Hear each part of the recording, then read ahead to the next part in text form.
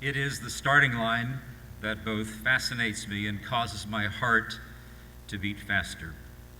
The starting line represents deep planning, training, and consummate preparation, the development of a race strategy, and finally, it really does come down to beginning the race well, for only then can it be finished well. The race began with the founder's address, delivered with passion and eloquence, a message that, despite some language we today find a bit arcane, still resonates with authenticity, heart, and resolve now 75 years later. It is hard to believe that the training began for that singular moment only 2 years earlier. But when September 21, 1937 dawned, Pepperdine College was ready at the starting line. The race has never been a sprint, although there have been times when it felt that way. The race, as metaphor for a university such as ours, is a solitary journey with only fleeting notice of what others are doing in the course of their own journey toward the prize. Indeed, we should cheer them on just as we hope they would be encouraging to us. In my view, one of the great strengths of American higher education is the fact that all in the race can be winners if they pursue unswervingly the goal that is uniquely theirs. Frankly, we've had our moments, chronicled in the deeply personal, engaging memoir penned by Pepperdine's fourth president, William Slater Benoski, and presented as the Malibu Miracle. It was and is a story of our destiny. And soon, former Dean of Seaver College, W. David Baird, will offer another view of our race over the first 75 years. Read these books and know our, now your, story.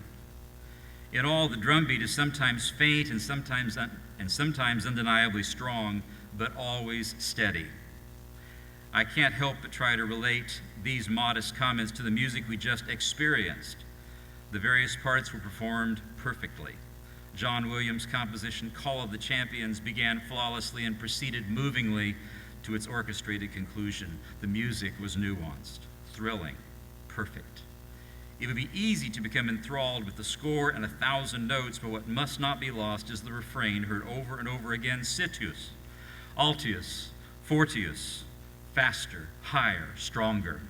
And in the flourish of trumpets, French horns, and timpani, the work in our work in higher education, we must never forget the importance of faster, higher, stronger.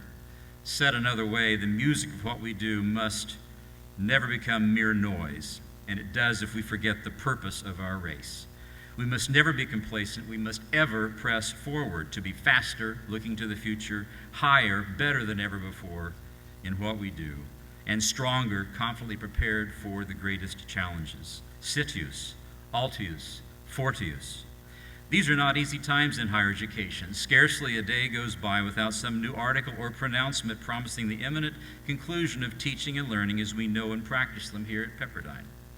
Frankly, while we pay close attention to the issues of the day, I am not so certain their words are all that relevant for us. We run the race and do our work, and well, I might add, but we run and serve with a different purpose. Indeed, we run as Olympian Eric Liddell in Chariots of Fire is portrayed as saying, because in so doing we feel God's presence.